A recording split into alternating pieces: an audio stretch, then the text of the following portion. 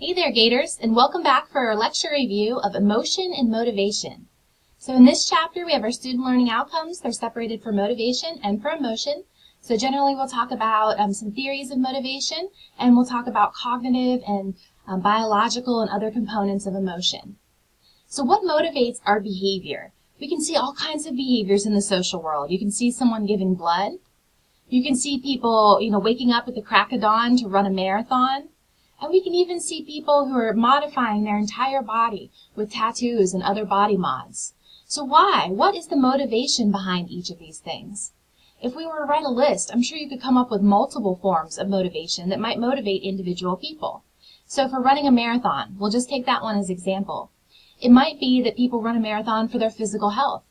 They might almost or otherwise do it for their psychological health. It might make them feel better emotionally or psychologically. It might also be for a cause. So you might choose to run a marathon to support breast cancer awareness. Or it could even just be for things like having fun with your friends. If they're running a marathon on a Saturday morning, you don't have any plans, hey, I'll just come on with you. We'll run the marathon together. So there can be so many different motivators for each behavior. But the important thing is, if you observe a behavior, psychologists believe that there must be something driving that behavior. So we think that these behaviors that we observe, they're motivated by something. They serve a purpose, that all of our behaviors serve a purpose. So motivation, the definition for motivation then, are the wants or the needs that direct our behavior towards a certain goal. Some of these goals can be things that will help us out in the future, like running a marathon or studying for a class. Other forms of motivation might be more maladaptive or negative in nature. They might motivate you to do things that are not so good, not so pleasant. So, but if we see a behavior, then there has to be something motivating it. Our motivation can really be drawn into two lines. So is this motivation coming from within? Is it intrinsic? Or is it coming from some kind of external source? So if you think about a question like, why are you in college? Why are you taking this class? Some of you are going to be taking this for intrinsic reasons. So you're going to be taking it for reasons that come from your own self. Like you just want to learn psychology. It gives you a purpose. It gives you meaning. Others are going to be taking this course for extrinsic, external reasons. So things like it's going to help you get a good job. It's going to help you finish your degree. It's going to help you check a box on your requirements. So all of those things are outside of the self. So it's the exact same behavior, but the motivations can be very, very different. And we see this for many of the things that we'll do, there's a mix of the intrinsic and extrinsic factors. So maybe you chose psychology over a different course because you have a personal interest, but you also had to take a course in order to get your degree. So then there'd be a mix of intrinsic and extrinsic factors that would explain why you're here. An interesting thing about our motivation is that when you're doing something for an intrinsic reason because you want to, it's something about the self, and then we go ahead and apply extrinsic motivation to that, sometimes we can diminish that feeling of intrinsic motivation. So if you have kids who want to bake cookies just because they want to, so they're intrinsically motivated to, it's something that gives them a feeling of purpose, of excitement. And then you say, for every cookie you bake, I'm going to give you a quarter. Now you've applied extrinsic motivation to that behavior. And so now the children, instead of doing this cooking activity just for fun, are going to do it for the money. And so it changes the reason that we do those behaviors. And then if we think about just doing it for the money, we end up not really enjoying that task as much. So we call this the over-justification effect. Sometimes if you're intrinsically motivated to do something, it's better to just let you do it without applying extrinsic motivators to that. So we have a bunch of theories of motivation. We'll start there with our theories. William James, that we've talked about him before, he thought that all of this behavior was driven by instinct. So he thought we had instincts towards shyness, towards pro-social behavior, towards being good to other people, towards forming relationships. So he thought we had several dozen special instincts that were just for the human.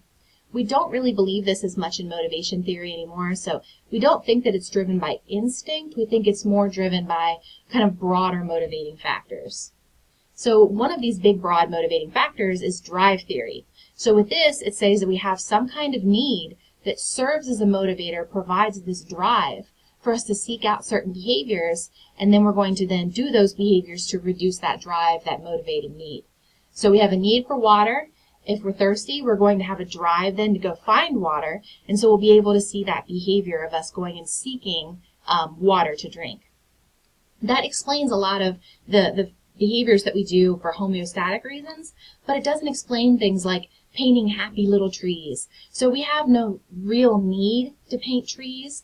We have no real drive to paint a tree, but we have something that still motivates us for all of these behaviors that can't really be explained by just homeostasis. So we have a bunch of other kinds of theories of motivation. So one of these is incentive. So when you go to work each day, you're probably motivated by external goals. So you're motivated by money. You're motivated by reward in the workplace. Maybe why you go to college, so you're motivated by that degree, that certificate. So it's some kind of incentive that's going to be provided to you. And this is based on that idea of being reinforced for your behavior. So if you go to work, you're reinforced for going to work by receiving cash. So that money serves as a reinforcer. There's also a theory that we're trying to maintain optimal levels of arousal. So if we get too low arousal, so with this it's just kind of talking about our, kind of our activity level, our energy level, so it's not sexual arousal, it's just that energy that we have throughout the day. If your levels are too low, then you get bored. So if you don't have any activities going on, you're not really involved in anything, we get bored. But if we have too much arousal, there's too much going on, we have too many tasks, too many things on our plate, then that gives us this feeling of high anxiety. It's too much. So the idea here with this drive would be that we try to maintain that nice optimal level, where we're not bored and we're not stressed. That's going to look very different for many people. So for me, my optimal level of arousal might be reading a nice book with a cup of coffee. Your optimal level of arousal may be skydiving. So it could be very different for each individual, but we're all trying to keep in that happy medium level.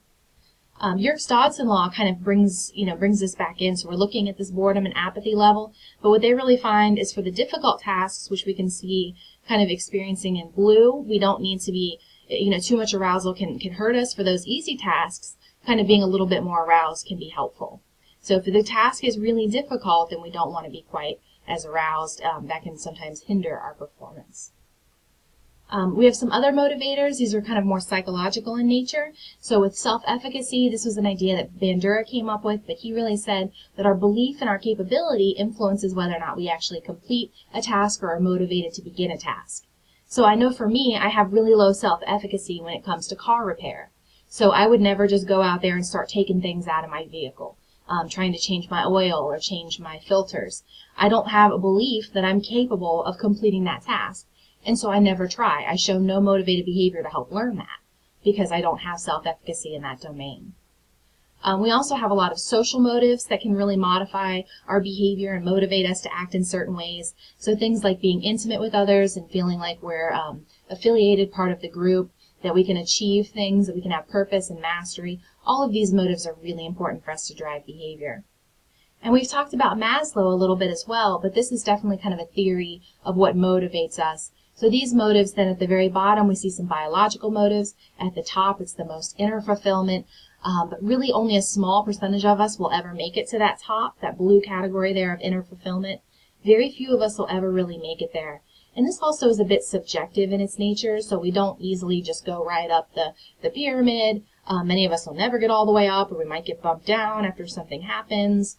Maybe you lose your job and you were safely in that esteem category, but now you're back down to physiological, trying to meet those needs. So it can be very subjective. It can be something that fluctuates throughout our lives, but it does help us to kind of understand kind of these categories of motivation that we might experience. So that gets us through our theories of motivation, so kind of why we do what we do. And we're going to talk some about motivated behavior before we get into emotion. So the first form of motivated behavior that we're going to bring up is hunger and eating. So with hunger and eating, we have these mechanisms that regulate hunger and eating, but there's a lot of other sociocultural mechanisms that go into hunger and eating. So hunger is that feeling that you get where you're hungry. Eating is a behavior. So eating is a different behavior, and it can rely a lot on social and cultural factors. So Louis C.K. said, the meal is not over when I'm full, the meal is over when I hate myself. So this is obviously a very personal, kind of negative view of eating. So it's not that he's satisfying his hunger, he's doing an eating behavior to the point of experiencing psychological distress from his eating behavior. So the hunger and the eating are different. Eating is more of that personal kind of social, cultural phenomenon. So for hunger, we can feel hungry when our stomachs contract. We also have certain chemical secretions from the pancreas, and our blood sugar levels will drop. When we start eating, we end up feeling more full, so we experience satiation. So our fat cells will produce leptin, release this leptin, which we'll talk some about leptin. But we also have roles in the brain as well, so our hypothalamus, our hindbrain. So we have many different mechanisms, hormones, and different body parts that are really relegated to this hunger process. We're all familiar with energy homeostasis, so if we'll gain weight if we take in too much, we'll lose weight if we take in too little, and with take in and lose, it's not just the amount of food we eat, it's also the amount of calories we burn. So it's what we take in versus what we burn. And if this pendulum swings, so we're taking in too much, then we'll gain weight. If we're taking in too little, we'll lose it. And we also have our basal metabolic rate there that's listed, the BMR. Our BMR is something we all have. We all have a basal metabolic rate. It's just going to differ by individual. So some of us will burn many more calories at rest than will other individuals. So that's an important factor in this as well. But we kind of know that, eating too much, we gain. Eating too little or exercising a lot, then we lose. So many factors, though, are going to regulate this metabolism. So we have gene-environment interactions, calories we consume versus burn, our own basal metabolic rates, which change by individual, and then things like our socioeconomic status and our physical environment. So there's really important factors as to where we can get our food, our resources available to get food. We've called some areas of the country food deserts because there's not any place to get healthy, decent food that's going to be nutrient rich for the body. So you might only have, in walking distance, something like a 7-Eleven. So the prepared food or the foods that are available there may not be those that are really going to nurture optimum health. So the physical environment is huge. Also, can you walk? Can you walk somewhere? Can you exercise? Are there safe places to ride a bike? So all of those factors are physical environment factors that influence then our body weight. There's several theories of how we kind of maintain our body weight. So one is the set point theory, and this one has a little bit less evidence supporting it, but it's the idea that we have this genetically predetermined body weight. So then you would maybe have a body weight that was predetermined to be 150, and 150 pounds is going to be where you're set. But we know that people are often obese or overweight, so it doesn't seem like they're really falling into that set point, that predetermined optimal weight. So what we think might be happening then is a settling point. So the body will kind of settle right in at this balance between what you typically generally take in and what you typically burn. So that can help explain more why some people are overweight. So it's not that their body's trying to say that's the best optimal weight for them. It's more that that's settled between what they do and what they take in. Some of the signals our body experiences for hunger, ghrelin is more of a short-term signal, so this will kind of spike right before we eat. And then leptin is more of a long-term signal. And so after we eat, then our leptin will increase. So we can see this little chart here. So before we eat, our leptin levels are low, our ghrelin levels are high. After we consume our meal, leptin levels go up and ghrelin levels go down. So these kind of hormones help us to shape our hunger response. Our body mass index, we can see the categories here and what's listed in there. You can see the underweight, normal weight, overweight, and obese category. We also have a morbid obesity, which is a BMI over 40. So the body mass index is what's listed here. It is a weight height calculation. You can find many BMI calculators on the internet if you're not sure where you fall in this exactly, or you can look at this for a portion of the BMI, the available BMI category. But we know that many people in the U.S. then have this body mass index that it falls into the obesity or morbid obesity range. So about a third of adults there are falling into this category. So it's a really important public health issue. The reason it's so important for public health is because obesity is a risk factor for lots of different diseases. So people have tried then many things to lose the weight. Scientists are trying many things to help people lose the weight and keep off the weight. One medical option is bariatric surgery. So this is modifying somehow that gastrointestinal system. There's many ways to do this. So sometimes people have an actual bypass where it bypasses part of the stomach. Some will have part of the stomach removed or banded off. The results for these surgeries can vary. So long-term results, some people are successful at maintaining weight loss, others not so much. Certain procedures are better than others. It's that Roux-en-Y kind of true gastric bypass seems to have the most support behind it at this point. They're not doing as many of other procedures as they used to, such as the band, due to issues. But so the results really can vary, but it's trying to help people to lose that excess weight and to no longer be obese, to try to reduce some of these health factors. There's a lot of reasons. So we've talked about some reasons why people are obese, but there's many other reasons. If you don't get enough sleep, you're more likely to experience obesity. Many of the foods that cause obesity have this really high positive incentive value. So they taste good to us, they're delicious, they're covered in sugar, they're covered in cheese, and it makes us feel good. And so that's a reason why it's difficult to not eat those foods. We also are used to seeing a larger portion on our plates. We call this the supersize syndrome. So, if we look at the portion sizes from decades ago, they're much smaller than what we would experience as a portion size today. Many of us will have like a cafeteria diet. So you can see this gentleman here looks like a cafeteria diet. So you can just kind of take a little bit of everything and eat all of that. You experience that if you go to some kind of buffet, things like that, where you can just get too much food, too many different varieties of food. Many of us will live a sedentary lifestyle, so we don't move anywhere near as much as we should. And then our basal metabolic rates can really differ by individual. So as we age, they can differ, as well as, just in general, individual differences. And there's been more research recently looking at individuals who have lost a good deal of weight, and their basal metabolic rate has still not caught up to those individuals who typically weighed what they now weigh. So if someone lost a bunch of weight and now weighs 150, their BMR would not be as efficient as someone who's been 150 pounds for life. So there's these definite issues with BMR that we're just now kind of exploring. With dopamine and obesity, it's kind of interesting research with humans as well as with rats. So for rats who are obese or have this junk food diet, we see that they actually have a reduced response to dopamine in the brain. This is very similar to what we see with drug addicts, and it's a vicious cycle. So if someone who's not obese, someone who's of normal weight, they might be able to eat a tiny sliver of cheesecake and they feel like, wow, so much cheesecake, so much dopamine, so many good feelings. Whereas somebody who is obese would need a larger piece of that cheesecake to get that same feeling. So then they'll eat that larger piece, to get that really good dopamine high, but then we see that just continuing then to reduce their dopamine responsivity, and they have to eat more and more cheesecake as time goes on. So it's much like the drug cycle, this dopamine cycle with obesity. We're not going to spend a ton of time on eating disorders in this chapter. We do come back to it with our psychological disorders chapter, but in eating disorders, we can see things like bulimia and anorexia nervosa. Those are our most commonly talked about disorders, at least.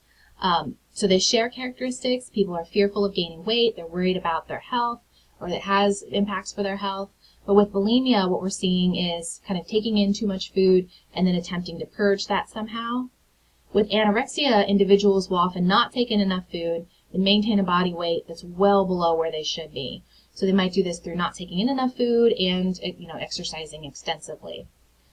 What they often experience also is body dysmorphia. So individuals with anorexia will often look at themselves in a mirror and think, this is a person who's obese right here. This is a big person. They don't understand that they're, in fact, clinically underweight, extremely thin. So they actually have this warped view of what they look like. Those individuals who are Caucasian, from Western societies, young females, most likely at risk. And there's a lot of factors that contribute to this. So that kind of living a perfectionistic lifestyle, having parents who are really harsh on the individual, things like that, can be many factors that influence anorexia. And then another eating disorder we don't talk about as commonly, but still is very, very common, is this idea of binge eating. So some people will have these eating binge, but then they don't make any attempts to purge the food. So they might sit down and eat several thousand calories in one sitting and have this binge, but then they don't attempt to purge that food. So that's binge eating disorder. So we definitely experience eating disorders that are related then to these theories of motivation, these ideas of hunger versus eating, very linked in with societal consequences and societal causes. So we'll definitely get to talk more about eating disorders with our psych disorder unit. So this will bring us into human sexuality. So an interesting thing about human sex is that it is a basic motive, but it has a big difference from the drive to eat. So if you think about what that difference might be from the drive to eat, biggest one is you don't have to have sex to live. So as a people, as human beings, we have to have sex to live because we'll die out without that next generation. but you as an individual never have to have sex to live. So it's a different kind of motive. But people have been studying sex, most of which we know then comes from animal research. So we know that the hypothalamus is important, our gonads are important, and we know too that this ability to have sex versus the motivation to have sex, they're different areas. So the hypothalamus is really involved in that ability, but not motivation. And we've got the amygdala and nucleus accumbens that are affected in motivation, but not ability. So this explains sometimes why we'll see people who take medications to sustain an erection like Viagra. So they have the motivation to engage in sex, but they've kind of lacked that physical ability. So they're not exactly the same system there. Some of the earliest people who've studied sexual behavior, if we can get that to go there, is Kinsey. So before Kinsey, most of what we knew was from talking to other people. So talking to our friends, our neighbors, our own experiences, but we didn't really have a lot of scientific information about sex. So Kinsey went out and did this really large-scale research. He wrote books about sex. People really read these books. They were inspired by these books. It changed attitudes towards sex. It was controversial, though, that he was even bringing sex out of the bedroom, talking about it from a scientific perspective. But he helped us understand many factors. Things like people experience a wide range of sexual activity. Women are interested in sex. Homosexual acts are fairly common. They're not incredibly different or unique. That they're common things to have occur. And he also devised this scale that we can see here, the Kinsey scale. So we used to think people were either heterosexual or homosexual, that there was not this continuum of behavior or interest. But Kinsey really said, homosexual acts are common. So this is not something that's uncommon, and it's not just for a group of individuals who identify themselves as homosexual. We see these acts, in many different people. So he kind of helped us to see we have individuals who are a 0 or a 6. They're exclusively attracted to either the opposite or the same sex. But then people who are 3 are bisexual, so just as likely to be attracted to men as they are to women. And then we've got kind of this, what he calls incidentally homo or heterosexual. So generally going to go one way, but not always. So it's a really interesting kind of continuum. We have a lot more information now on what this looks like, but before Kinsey, we really didn't know that there was even this continuum that occurred with human sexuality. Masters and Johnson were also really big, influential sex researchers. So instead of doing surveys, they actually asked people to let them watch them have sex. So they actually watched individuals masturbating or engaging in sex acts. They measured these physiological things like lubrication, erection. They actually measured these variables, and they found a ton of interesting stuff. They found just, so much information from observing people have sex. One of the big things they found was the sexual response cycle. So it's the idea that arousal increases over time with us experiencing excitement, then having this plateau where things kind of level off, an orgasm, and then having this resolution period. And then for men, they have to kind of have a little bit longer of a resolution, called a refractory period. Women can often just repeat the cycle, so they can have more orgasms kind of one after another. So they learned a lot about human sexuality from doing this research, but it was definitely controversial to watch people actually engage in sex. This video linked in here kind of gives more of their background. It's fascinating. Sexual orientation, so we've gotten talking about this just a little bit, but we think about 3 to 10% of the population identifies as homosexual. Research has suggested a lot about sexuality, so we know that it's not anything to do with family backgrounds that makes one person identify as hetero or homosexual. It does at least have some kind of biological genetic component. We see differences in the brain, but it's hard to say if the differences were there early on, so are they something that pre-existed one's knowledge of one's sexual orientation, or did they kind of come after, built by experience from engaging in the sexual orientation? We don't really know that. We know it's not a choice. People don't make an active choice most of the time, almost entirely. At least they don't make an active choice to engage in sexual attraction with one gender or sex or another. And we also know that there's something interesting called the older brother effect. So it seems that the more older brothers that a woman has carried, the more boys a woman has carried, as that line gets longer, the boys that she carries kind of later on, the youngest brothers, are more likely to identify as homosexual. So it's very, very interesting stuff. We think it might be an immune response. So all of this kind of information really makes us think that there's some kind of genetic, biological component, maybe something experienced in the environment of the womb, some kind of immune response, but we really don't believe it's an active choice that people make, that instead there's a whole bunch of factors underlying sexual orientation. But researchers are not exactly sure what makes someone identify as gay or straight. We don't have a specific answer to that amazingly interesting question just yet. Gender identity is one's sense of being male or female, so this is going to correspond most of the time, generally correspond to one's chromosomal or phenotypic sex, but not always. So psychologists will identify gender dysphoria when individuals do not feel comfortable identifying with that gender to which they were born. So this absolutely happens, then people will not experience this gender identity as true for them, that it's related to that biological sex. But this is not something that is common in every culture. So in Thailand, we can see we have males, females, and then Kathui. So these are individuals who are born male who live the life of a female. And so that's a third recognized gender for them, that it's not something abnormal for them. They experience gender very differently than we do with that binary split. So, it is very based in culture. It's very based in our views of gender, our views of what it means to have a certain gender, and there's a lot more work that we need to do scientifically to kind of understand exactly what happens with gender dysphoria, and just to really learn more about what it means to identify with your gender. The John Joan case linked in here is fascinating, but really difficult to watch, I think. With John Joan, this was a set of twins, and one of the twins had a circumcision accident that accidentally burned off his penis. And when this happened, they just decided to raise that boy as a girl.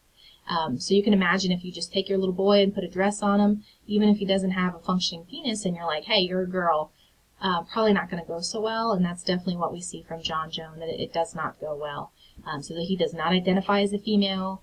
He is extremely upset at being labeled a female. And once they tell him what happens, he actually reverts then and lives his life as a male. So he never identified with that female perspective. So we think that gender identity does have something to do with that early environment, that uterine environment, the genes, the hormones that people are exposed to. It's not just something we can take and change right from birth. The gender-bred person I think is fascinating, so I definitely encourage you to review this graphic. It kind of explains more about gender identity, gender expression, and then biological sex, and how these can many times will overlap, but not always will they overlap. They can have a lot of variation, and so this will really get into all of those beautiful variations that exist. And that brings us into emotion. So with emotion, we're largely going to have theories of emotion here. But we know that emotion really is this subjective, affective state. It's pretty intense. It occurs in response to some kind of experience. This is going to differ from mood. Moods often last longer, and they're less intense. So you might have a feeling of anger. That might be the emotion of anger. It's normally pretty quick, and you kind of get over it. But a bad mood might last all day. So the mood is longer lasting than the emotion is. We have several components of emotions. We think all emotions kind of share these components. You feel some kind of bodily or physiological arousal. You have some kind of psychological appraisal of what's happening. And then you have some kind of experience of emotion. So you might feel your heart rate start to increase and feel sweaty when you're angry. You're appraising that as anger in your mind, and then you're behaving in an angry manner. Maybe shaking the vending machine that took your money. You're angry and you're just expressing that. We have lots of theories about emotion, though, and how they come about. So James Lang was one of our first theories. With this, we thought that emotions kind of arise from that arousal. So you'd feel something in your body and you would label that as an emotion. Cannon Bard said that this arousal in our body and our emotional experience are going to occur simultaneously at the same time, yet they both arise independently. So I know these theories can be a little bit confusing. We have a graphic that helps explain them. And then Schachter-Singer two-factor theory, they thought that we had a physiological factor, so our body is overreacting, it's reacting to some kind of emotion, and then we're appraising it. It's a cognitive factor. So they thought we had that arousal, and then we label that arousal depending on our context. We'll talk some more about how they got this idea. And then the facial feedback hypothesis is the idea that our face kind of helps us to understand our emotions and label our emotions. So if I'm sitting here like this, even if I don't realize I'm smiling, it's going to make me feel happier. So if you put on a happy face, you feel happier. This graphic helps us to see and kind of explain some of these theories that we'll talk about. So if we've got a snake and then this individual is afraid of the snake, with James Lang theory, we have the snake is the arousal. We feel that physiological change of our heart pounding, and then we feel fear. Cannon-Bard thought the heart pounding and the fear came on at the same time. Schachter and Singer said that we have the arousal, then we have the physiological component, and then we label that component, and that brings on the fear. And then Lazarus we'll get to, he said they have this arousal component, then we appraise that cognitively, and that leads to the physical and the emotional response. So I told you we'd kind of come back to Schachter and Singer and talk about where they got this idea that we have our context influencing our emotion. So this is the study they got that from. It's this idea of misattribution of arousal. So in this study, they thought that physiological arousal can be similar across emotions, and so it might be possible then to say I'm physiologically aroused in a way that is happy, I'm physiologically aroused in a way that is sad, but we'd have that same arousal, we're just labeling it differently depending on where we're at. So what they did is they had participants, they assigned them into groups, so they received these doses of epinephrine, so it gave them that overwhelming kind of fight or flight response, that energetic, oh my goodness kind of feeling. And some were told, hey, the shot you're going to get is going to make you feel really excitable. Others were not told really what was going to happen with this shot. So that was one big manipulation. Did they know what was going to happen with the shot, or did they not? Then participants hung out with a confederate, which was just another person, and this confederate was either being euphoric, so being really happy, over the top, super, super happy, or was showing angry behavior. Those participants who knew that that shot was going to give them a physiological feeling, they said, I don't feel any emotion from being stuck in here with this guy. He's just odd. I don't really know why I'm here. But those who didn't know that that shot was going to give them that crazy, uppity feeling, then they reported emotion, and they reported emotion aligned with the person who they were with. So if you got the shot, you didn't know the shot was going to make you feel fight or flight, you're hanging out with a guy who's angry, then you think, I'm angry. Or you're hanging out with a guy who's really excited and manic, you think, I'm happy. So we're feeling that arousal, we don't know why we're feeling arousal, so we just attribute it to something in the environment.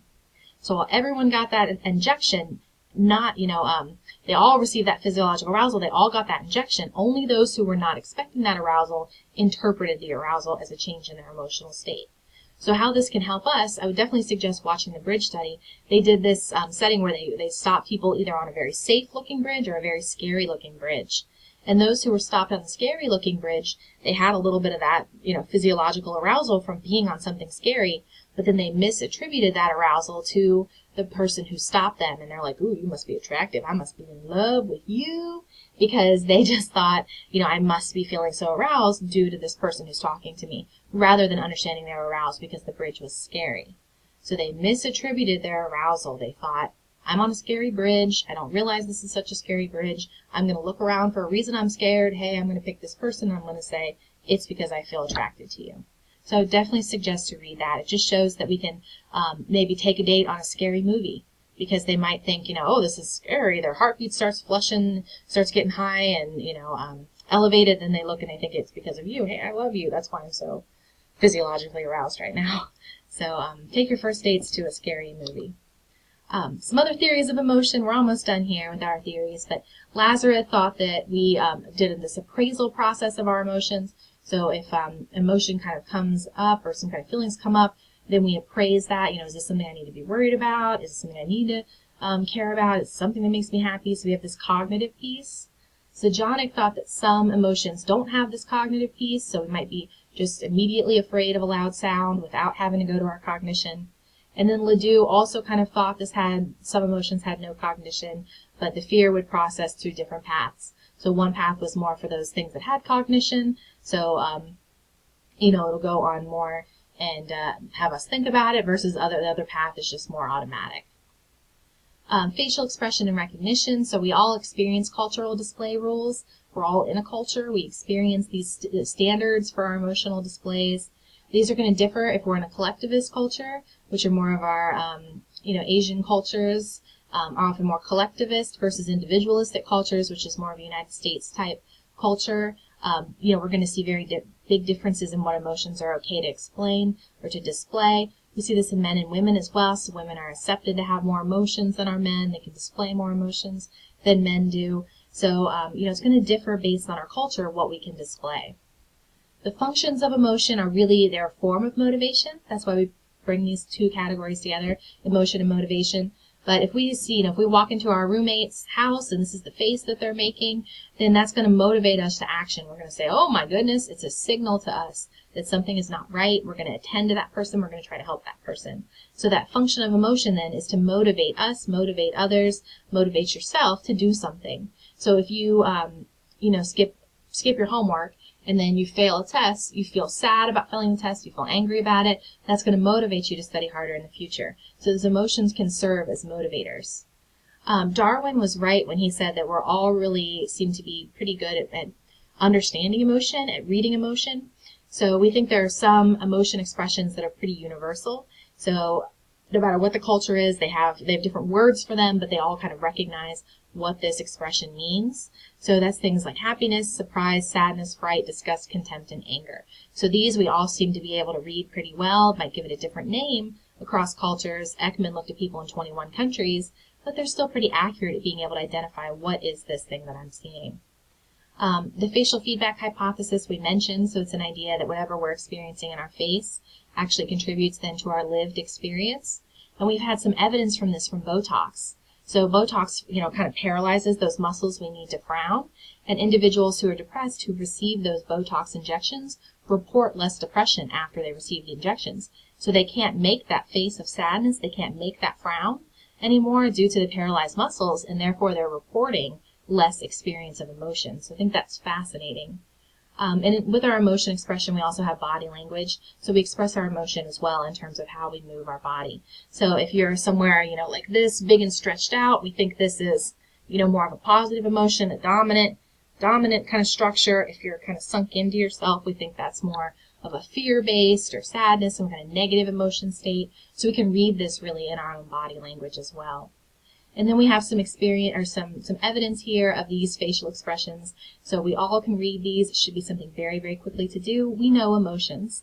So we might not understand all the theories of how emotions arise. We might need to study that. But when it comes to reading expressions, many of us are very adept at doing this task.